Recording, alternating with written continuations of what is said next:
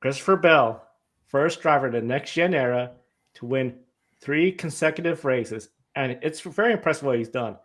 Atlanta, a drafting track. Granted, we had that late caution. Who knows what could have happened, but he put himself in the lead. Circus of America, a hard, clean battle with Kyle Busch. I think after this weekend, everyone could agree that was a clean battle between him, Kyle Busch, and all of them for the race win. And now, dominated, survived a 2 lap shootout, was just unstoppable, especially with those soft tires. And we got to remember, he's now racing dirt again. He got permission from Joe Gibbs Racing to go race dirt, something Kyle Larson has always enjoyed. Is Christopher Bell now at a level we have not seen him before? Absolutely. Christopher Bell obviously started his Cup Series career with Levine Family Racing in 2020, where he kind of had a building year where it was essentially like a tutorial about how to be, a competitive Cup Series driver. He had a few solid runs in that car. I think specifically that fall Texas race where he ended up third after we finished the race on Wednesday due to heavy mist. Yeah, good times. But I think it's important to remember with Reddick, Cole Custer, John Hunter Nemechek to an extent, and Bell himself, that all three of these drivers, Chase Briscoe as well, came into the sport at a very volatile time to be a young driver. And what I mean by that is after the fourth race of the 2020 season, which was Bell, Nemechek, Custer, and Reddick's first seasons full-time in the Cup Series, they didn't have practice or qualifying for much of the next 2 years. So they lost a ton of on-track time. They lost a ton of testing time. And even when they were still in the Gen 6 car, they still, obviously were doing a lot more testing geared more towards the Gen 7, the next gen that we have now. So, obviously coming into this season, I said that Christopher Bell would be a massive contender. And I think that we're just seeing him close out the races last year that he wasn't able to for one reason or another. And, he's had top fives at Atlanta before. He has performed very well at COTA before. In fact, last year, had they gone another lap, he had a major tire advantage over William Byron. There is a possibility he could have been able to make a pass on that final lap, but he settled for second that day. And it just seems like with the return of his dirt racing, he's converting at the highest level he's ever converted before in his 6th season. And we've obviously seen him make it all the way through the playoffs into the championship round twice and competed at Phoenix for a title. And at this point in the season, it's looking very, very much like it's the Christopher Bell show this season. And he's already making a very heavy mark on the championship race. Through 4 races, he has 16 playoff points. That is absurd.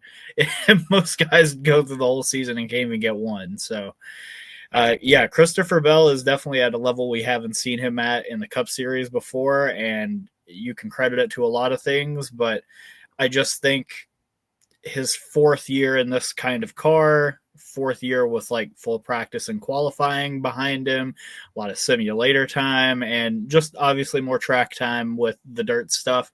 I think all of it is finally coalescing into a vibrant and brilliant campaign that looks to be ahead of Christopher Bell and the 20 team. The last few times when Christopher Bell has made the championship 4, I've always felt for me it was sort of a surprise because it was okay. I had the Larsons, Logano's on the even years, Hamlins, Bell. Okay, great, you made it. I'm convinced this is looking like a Christopher Bell we have not seen in those years. And if he was good enough to get to the championship 4, oh my goodness, if he could keep this up, I think he could go on a run similar to Kyle Larson and get in the most wins, 10 wins or something, if he keeps this up. Granted, the season's young. That team, everyone could talk about what happened in Daytona. That, what if? That would have been crazy if he had gotten the Daytona 500. We talk about 4 wins in a row this early in the year. He is just on a level that I have not seen from him before. Really, I think we haven't seen from the 20 team in quite some time. Matt Kenseth, really, when he Yeah. team and was just looking unbeatable. It would be Yeah. great to see him.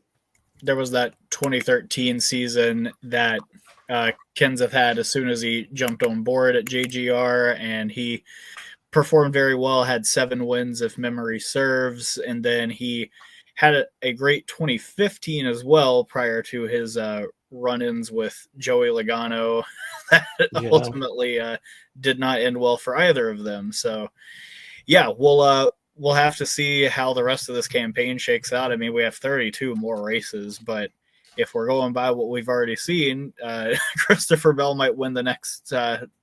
He might end up winning 27 of 36 if he continues at the rate that he's at. Do you think he is a lock for the regular season championship and championship four? Would it be a bust if he doesn't get either one of those?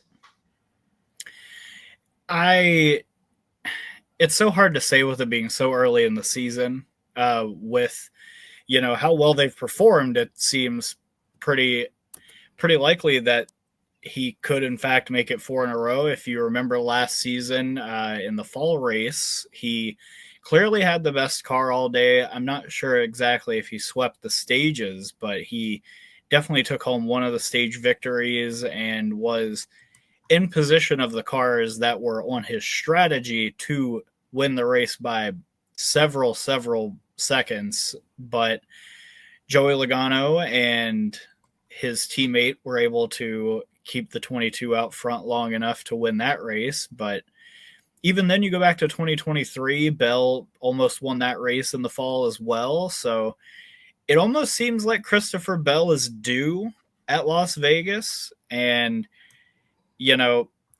obviously, as far as his championship aspirations are concerned, I don't think wins are really indicative at any point in the regular season of if you'll make it to the championship round, but you've definitely got to pin him as like a very strong favorite to make it at this point and to win the regular season points battle, because he's not only winning these races and taking all these playoff points, but he's also finishing up towards the top. He's gaining stage points in practically every stage. He's up front all the time. So yeah, had Daytona played out a little differently, I mean, we could be looking at Christopher Bell having a tyrannical run to the title by hoarding all the championships and all the trophies that come with it. So yeah, I wouldn't say it's a lock for the regular season championship at this point. There's still a lot of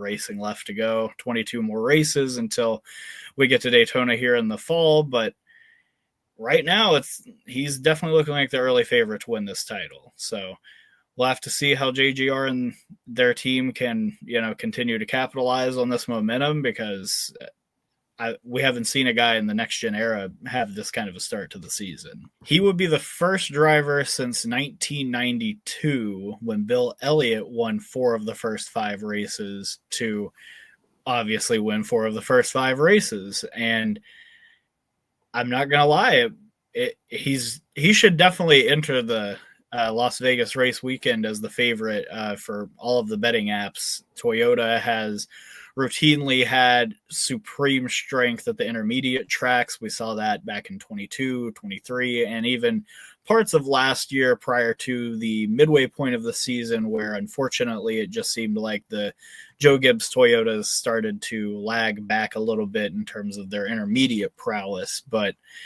at the end of the day, Christopher Bell has had so many stupendous runs at Las Vegas Motor Speedway. Obviously, as you mentioned, 2 back-to-back runner-up finishes in the last 2 fall races, as well as 3 poles, which is just insane in itself. But yeah, I'm definitely leaning towards picking Christopher Bell for this coming week, but I'm more of a person that likes to see cars hit the track and practice and things like that to make sure that the car that I pick has speed. But like I said, Bell's got to be everybody's like early favorite coming into this weekend. So until I see cars at the track, I'm not going to like place my I'm not going to place my marker on him, but he's definitely shown very strong pace at that track before, and you'd be silly to not say he's, in the running even before they hit the track.